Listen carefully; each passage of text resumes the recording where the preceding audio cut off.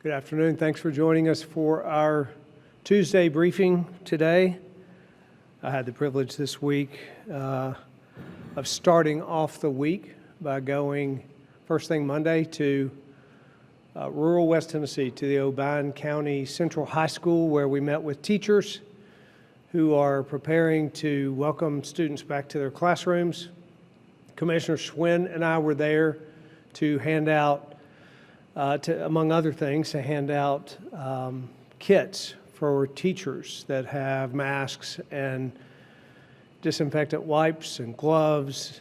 80,000 such kits we'll be handing out to teachers for every classroom in this state. And that's something that our state was the first to do, and we were proud to be there to deliver those. To put that in context, it takes about 50 truckloads just for the disinfectant wipes. So it's been a lot of work to get those out, but we are grateful to our TEMA group, our team at TEMA. Patrick Sheehan is here with us today to answer questions about that if anybody has it, but we've worked with TEMA and the National Guard. We've also had help from private partners. FedEx has been a great partner with us in determining the logistics and how to get those packets out, those 80,000 packets out. We're also grateful for Pfizer Corporation, who gave our state a $250,000 grant to provide touchless thermometers. So those will be accessible to school districts all across the state.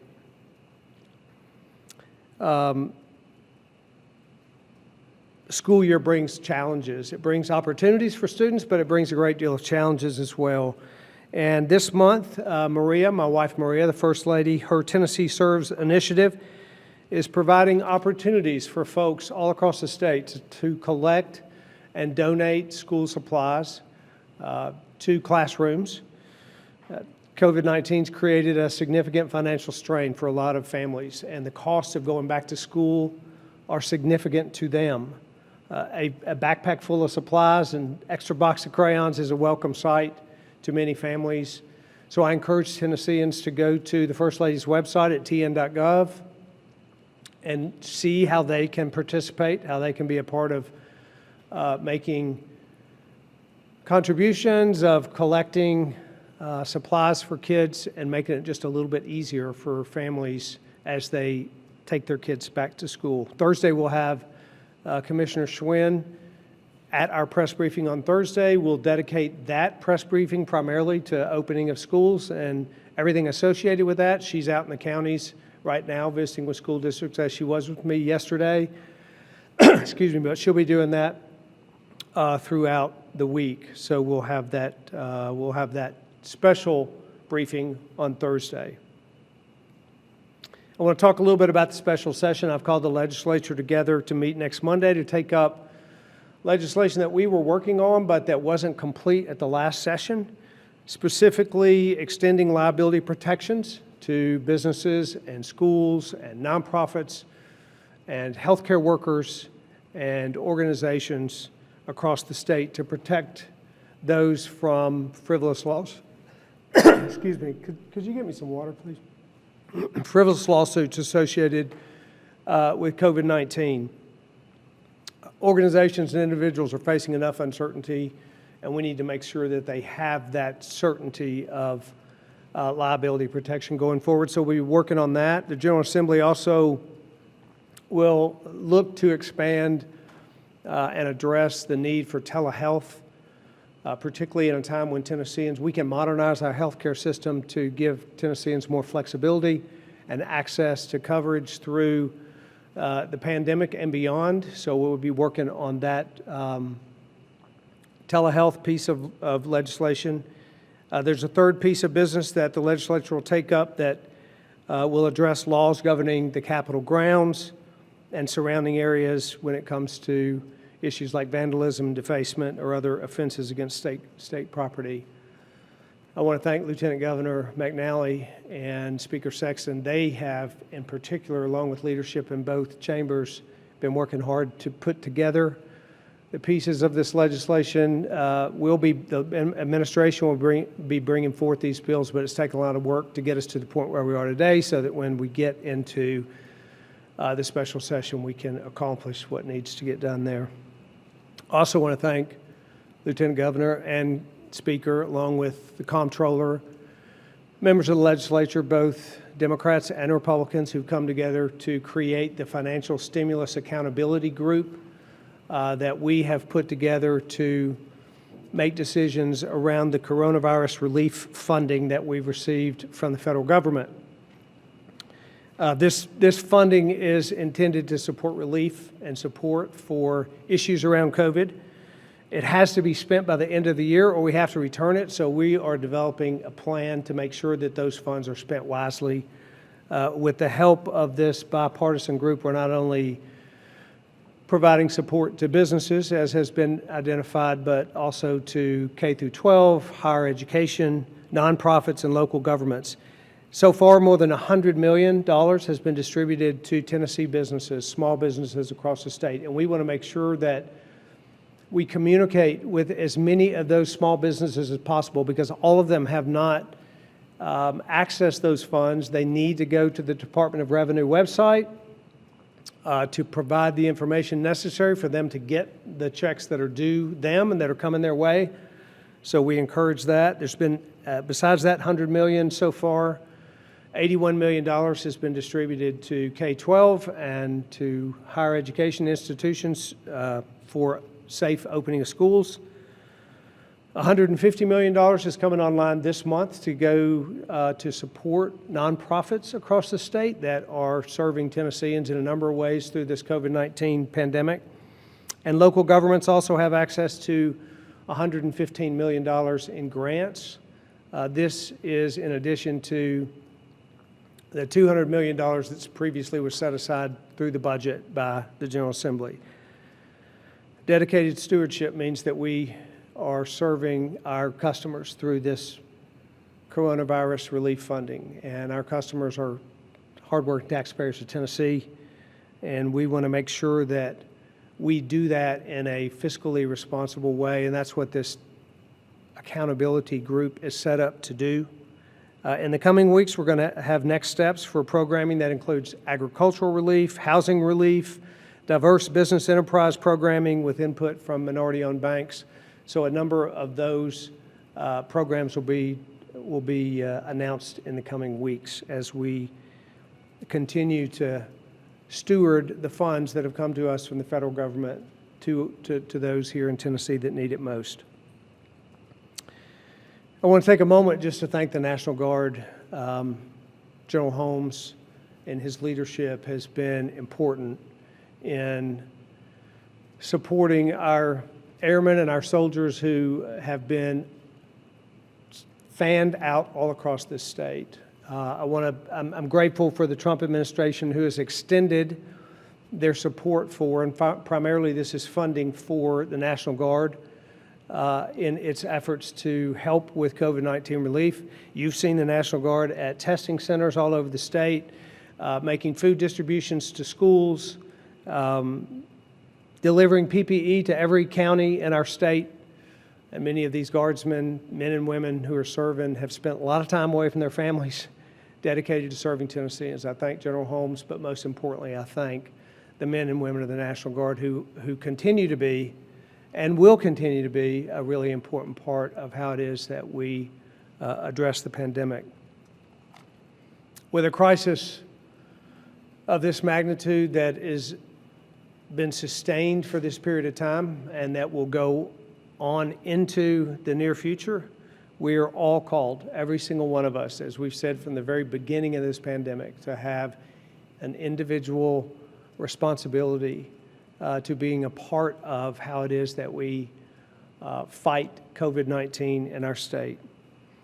It means that each one of us has to take up new habits and have taken up new habits like social distancing habits, like frequent hand washing or staying home when you're sick, and like wearing a mask.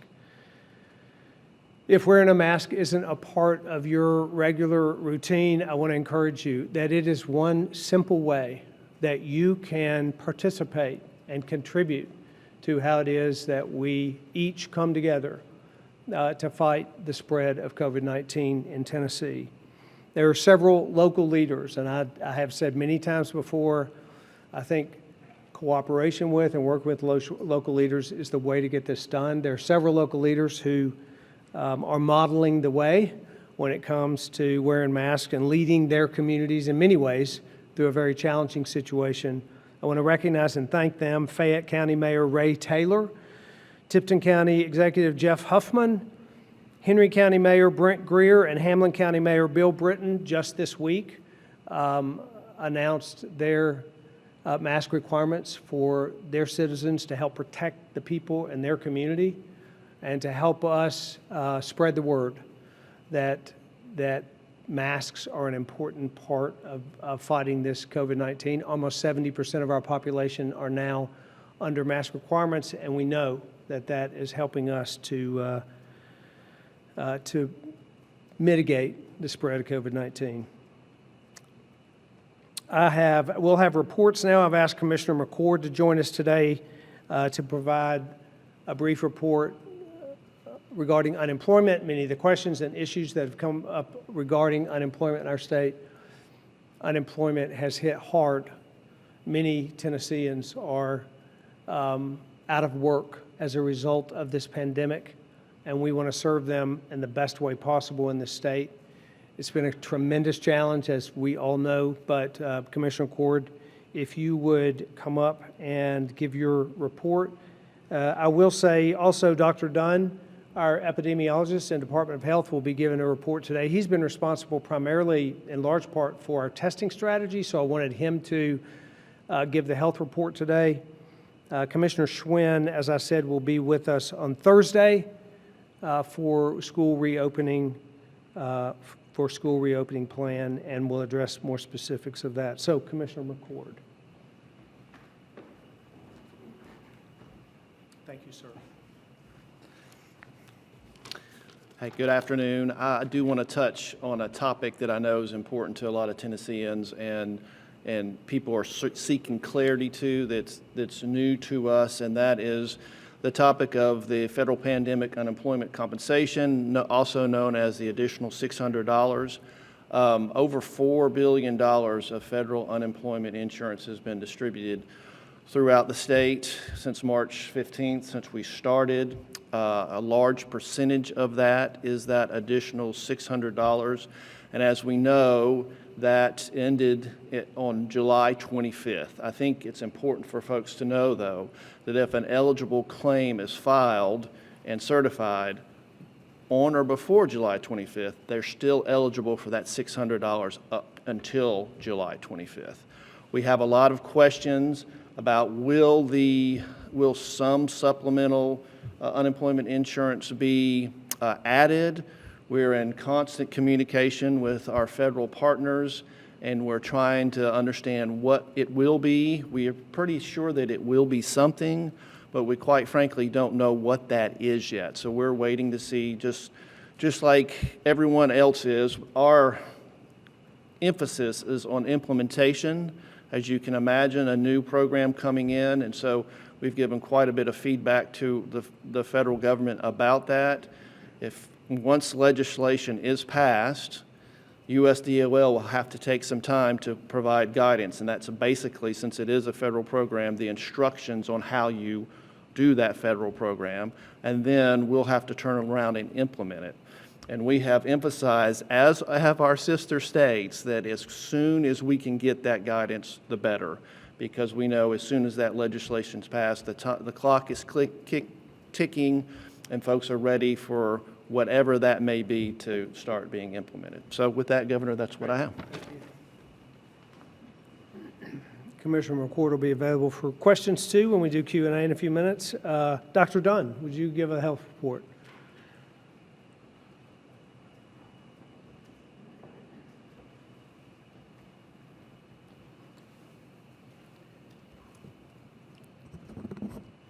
Thank you, Governor Lee. Good afternoon. Thank you for the opportunity to share this update from TDH, the Department of Health, and the Unified Command Group. We're encouraged today by modest declines in the number of new COVID cases, but we know that we face important challenges ahead. We must continue to take actions personally, as Governor Lee said, and in our communities to prevent the spread of the virus. We're asking Tennesseans to continue to take simple actions to slow COVID-19. Your decisions help fight COVID-19 when you're practicing social distancing, when you wash or sanitize your hands, and when you wear a face covering. Today, the Tennessee Department of Health is reporting a total of 112,441 cases, including 1,805 new cases.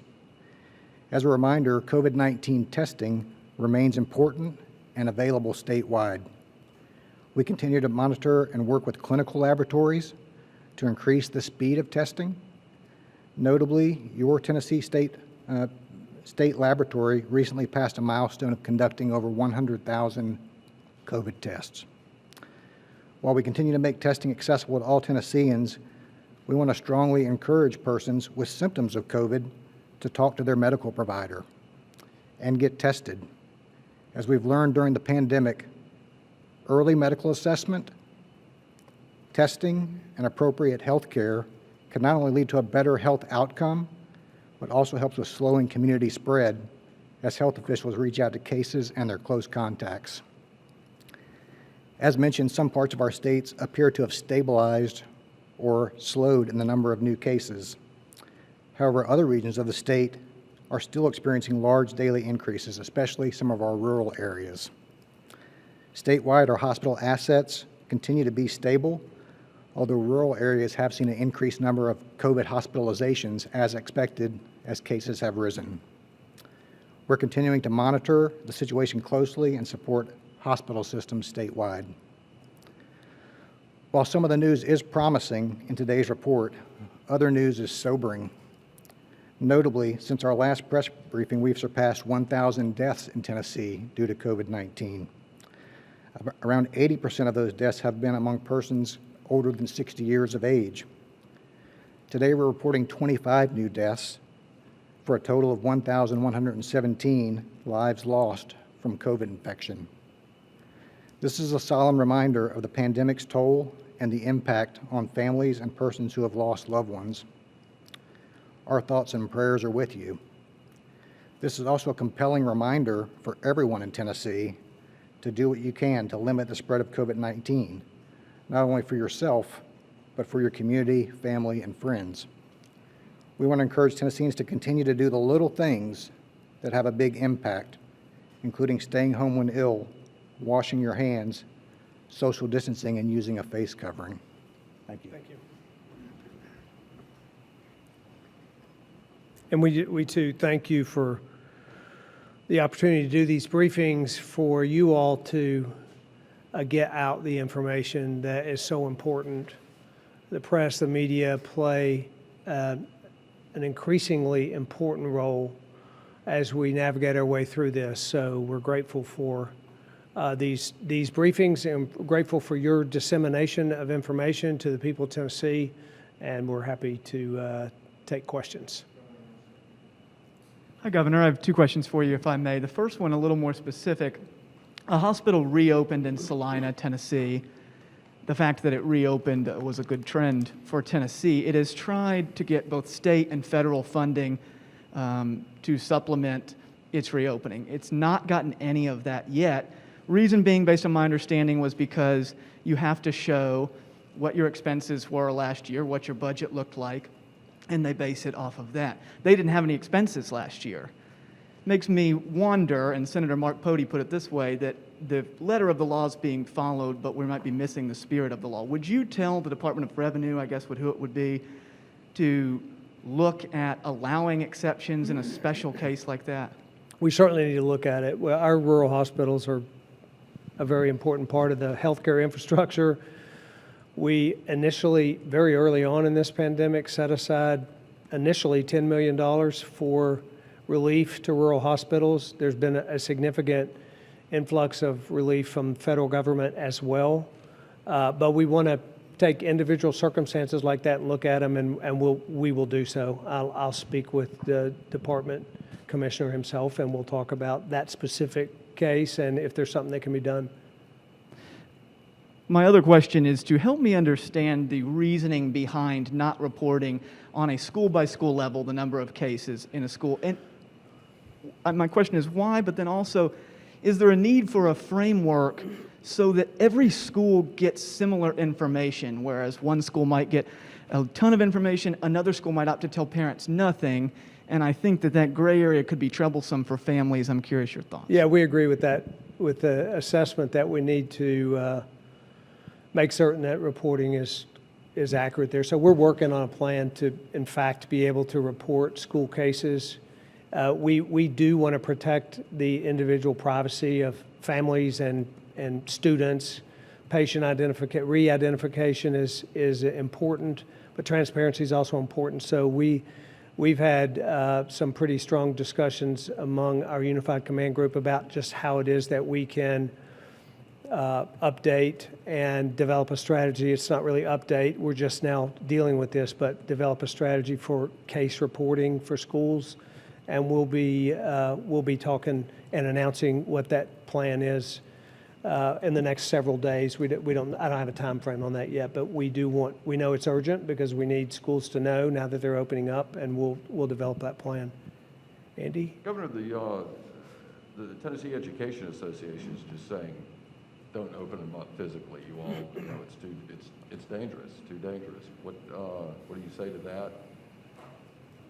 that? Teachers have a really, really important role to play in reopening schools. Obviously, it's really, really important that parents have a choice about how their kids are receiving education. It's important that kids get back into classrooms when possible. As we have said before, particularly students that receive nutrition through schools, that receive mental health services, the reporting for child abuse cases, children with disabilities that receive special services through their schools. None of that happens if a school, or it doesn't effectively happen in many cases if kids are not in the classroom. So we know it's important for them to be in school, but we also know it's really important to provide a safe environment for teachers, including students, but teachers as well. It's why we've worked so hard to distribute these health safety packets to every teacher in every classroom. I've met with teachers, did this week, met with educators again today. The large majority of teachers are going back into the classroom, and they understand that they're a very important part of this. So we're doing what we can to support teachers. Given that the state is not going to be tracking, illnesses, COVID infections or even deaths, I guess. I mean, what assurances do you give parents who are concerned about what may be going on in their schools and whether the school's leveling with them about what problems there may be? Yeah, as I just said, we're actually developing a plan for reporting cases in schools. And when is that going to? We don't have a timeline, but it'll be soon. Schools need to know it soon as they're opening up, so within a week or so.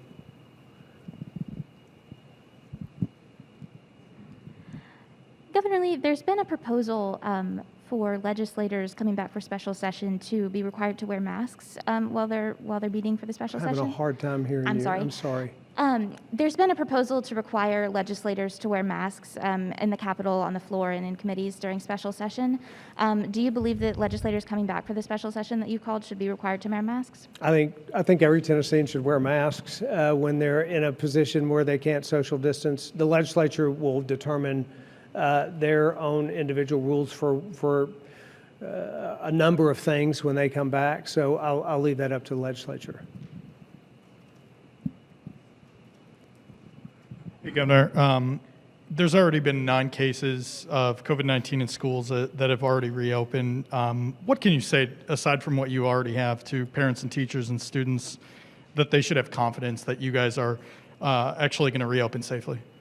Yeah, we've done a lot of work around that, as you know. We also know we're going to have cases.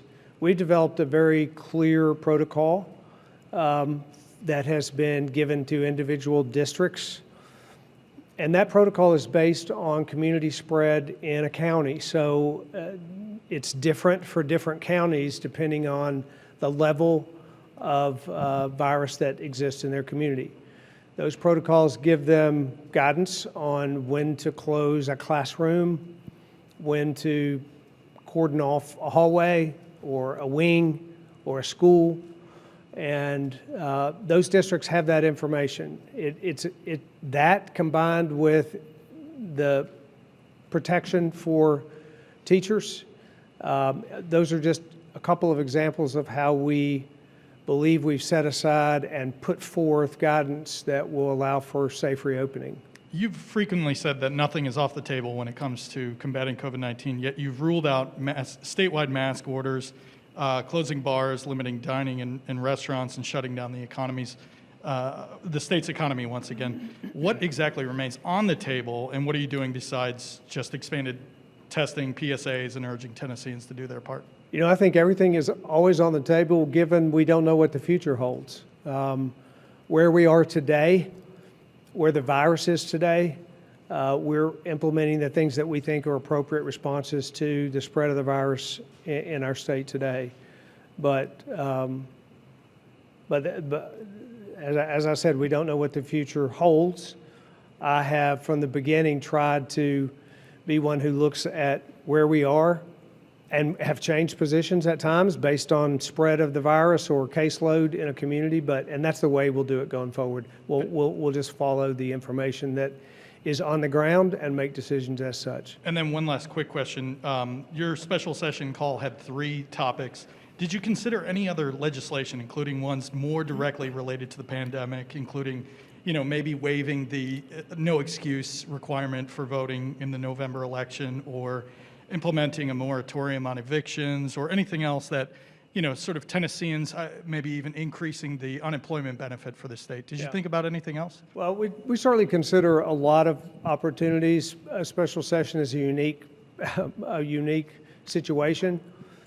We need it to be narrowly focused so that we can get the work done and be certain of what we're going to get done. So we certainly considered a lot of things, but we took up what we thought were pieces of legislation that were underway when the session closed last time, and that both speakers felt like needed to be completed and finished, and so that's what we put in the call. One of the topics that you've got for the special session deals with the defacing of property and control of state capitol and its surrounding grounds. Why not something that deals with police brutality? I know the Democrats had introduced some legislation dealing with that, and in light of all of the uproar, protests, and so forth, why not go that direction?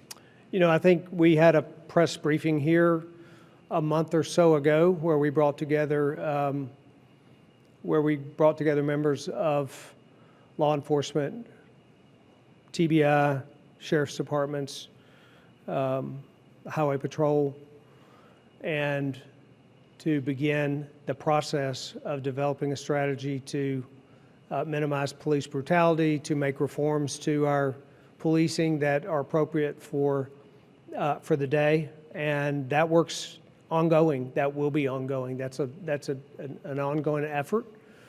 There are opportunities for legislation in the regular session that'll begin in January. So we brought forth what we thought was most important to get done right now in the midst of this pandemic. Well, why, if you've already taken steps, though, with the task force, why not have the legislature do something to show that you're really serious about it? We're very serious about it. That's why we put together that group and why we're continuing to work on that. We're very serious about it. So we determined what was most important for this special session, and that's what we called.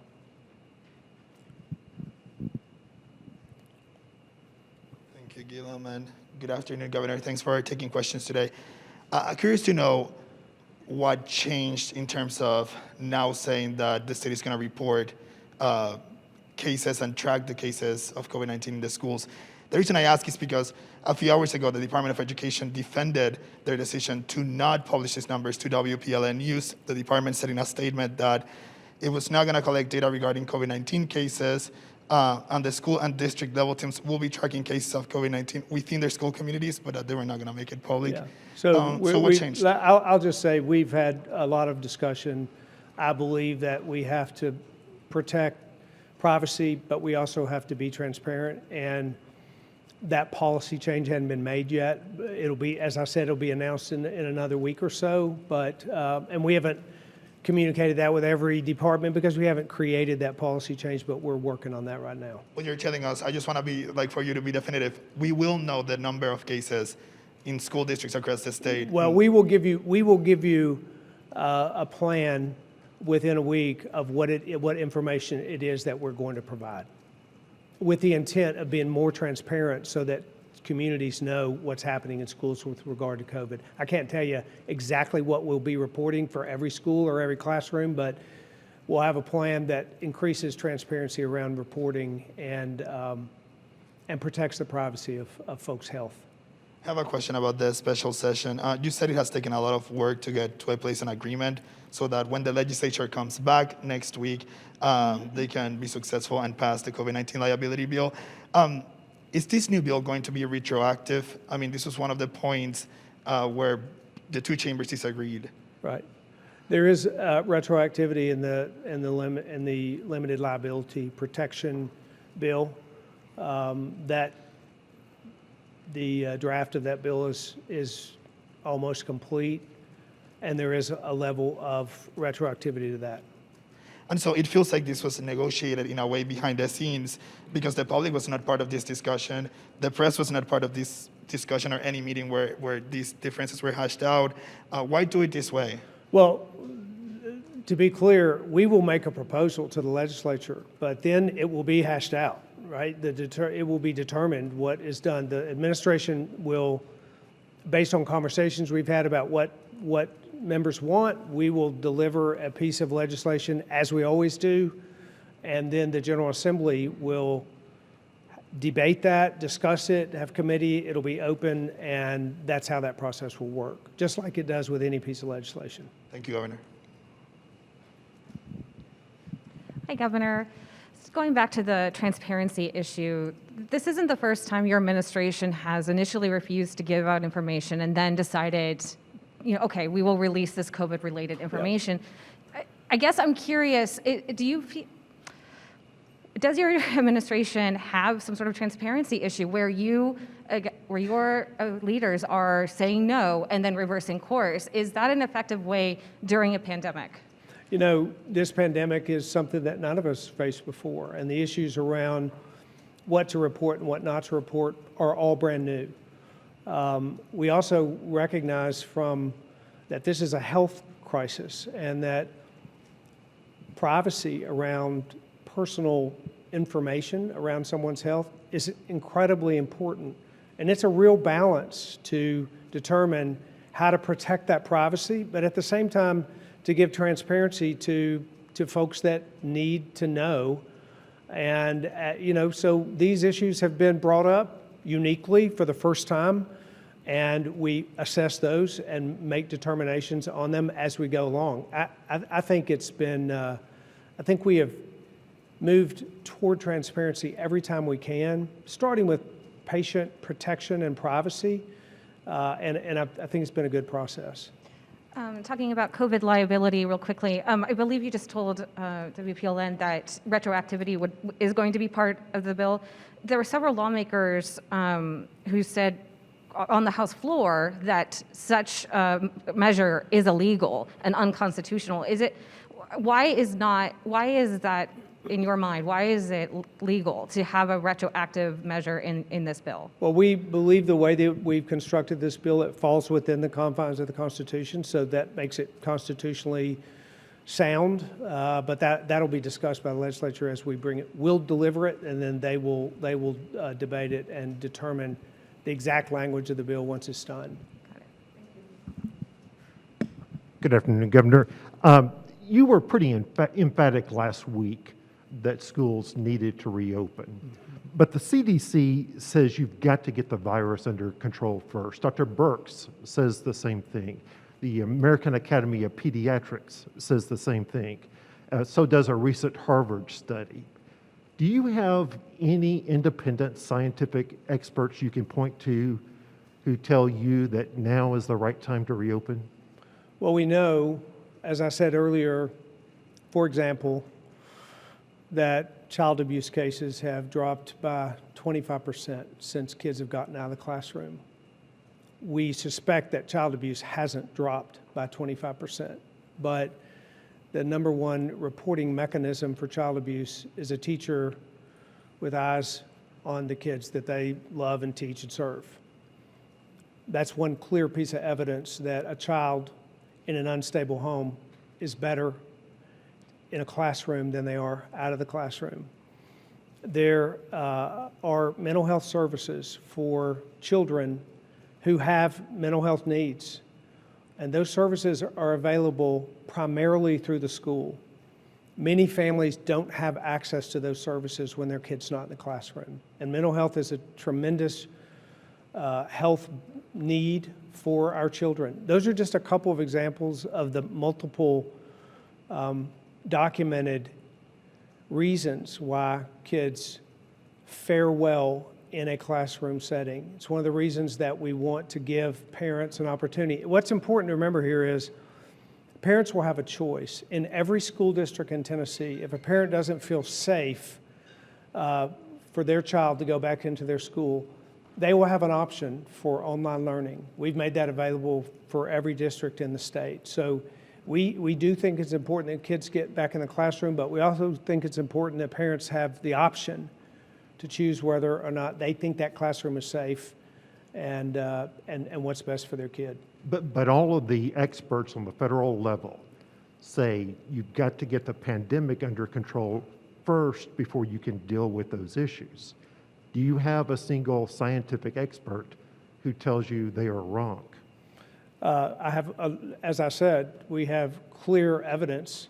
But about getting the pandemic under control, sir. Well, to be clear, we have worked and continue to work every day to mitigate the spread of that pandemic in this state. We're encouraged by the numbers. We're encouraged by declining cases in our metro areas. We have sufficient healthcare capacity in our state.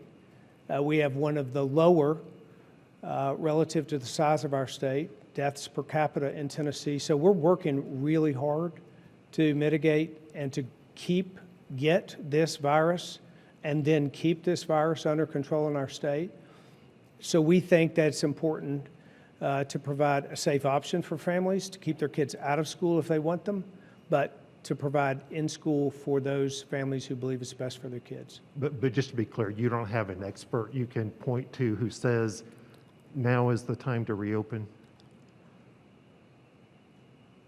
25% of child abuse cases in our state is a very clear reason that I believe that we should protect children in this state and get them back into the classroom, along with a number of other reasons that we think it's best for kids to go back to school. About the special session, if school systems open in defiance of the federal health guidelines, why should they get liability protection? Yeah, school districts have individual authority as to opening. We've given those school districts, and as you've seen, there are some in this state who are not opening in person today. But we also believe that because it's best for kids to be in the classroom and for schools to open, that we also need to provide them an environment that protects them against frivolous lawsuits. Not only schools, but businesses, nonprofits, organizations, individuals. And this may be a question for Dr. Dunn, but it appears that testing capacity has dropped dramatically this week. If you do not have the ability to test, can you safely reopen schools? Dr. Dunn, I'll let you address it. My understanding is we have plenty of testing capacity. We have the ability to test. Our greatest challenge is in test turnaround time, but can you add to that?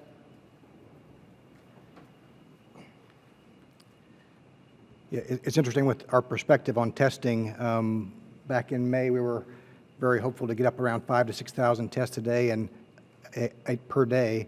Over the last week or so, we've been averaging about 25,000 to 30,000 tests reported to the state per day. So we're still seeing high levels of testing. We're up over 10,000 tests reported for today's numbers. And we continue to monitor that with our commercial labs and with our state laboratory. We've been committed throughout the pandemic to making testing widely available. We think it's still a very important part of the response so that we can identify cases, do isolation, identify their contacts, do monitoring. So we think we're in good shape with testing assets. Good afternoon, Governor. Chris. With hundreds of thousands of Tennesseans losing their federal $600 payment, is there any real discussions at the state level about what could be done with Washington dithering around on this? I mean, that's a real issue with Yeah. affecting a whole bunch of folks. Yeah, it is a real issue, and we certainly hope that the federal government comes together and makes a plan and develops a plan. At the state level, we're not discussing a bridge or filling in that gap, but we don't have the resources to do that. But we do believe that, we do hope that the federal government will come together and develop a strategy going forward. And the second question, in respect to the First Amendment and balancing that with protesters and public property, with that third element that's part of the call of the special session, how was that balanced? You know, we've had a lot of protests. We've had protests of 10,000 people in our city that were peaceful and that were managed well, and that where there was no law, no laws broken, no property defaced. We respect and appreciate the protection of the First Amendment in this state and in this country. It's part of what has made this country what it is today. We want to make sure that that ability to provide that protection for those who want to exercise their First Amendment right, that it is done so, and that is done so peaceably, that is done so without property damage, that is done so with protection from law enforcement who are protecting protesters. And that's how we balance that, and that's what the attempt will be going forward. That's all the time we have, Governor, Right. if you'd like to close. Thank you all for being here. I want to remind you that, I want to remind every Tennessean that Election Day is Thursday. We need every Tennessean to exercise their right to vote. Get out there, go to a polling place, make sure that you let your voice be heard in the ballot box. It's an important tradition, and not just a tradition, it's an important piece of this country and of sustaining this democracy. Maria and I voted early last week. We wore a mask. We encourage every Tennessean to wear a mask when they go to the polling stations this Thursday to protect not only themselves, but to protect those poll workers that are out there. You will not be turned away from a polling station for not wearing a mask, but we would encourage every one of you to do so, to make sure that we have safe elections, not only free and fair, but also safe. So thank you for joining us today. Thursday we'll have another briefing. We'll focus, Commissioner Schwinn will be here. We'll have a number of topics, but we'll be focusing on getting back to school. Thank you.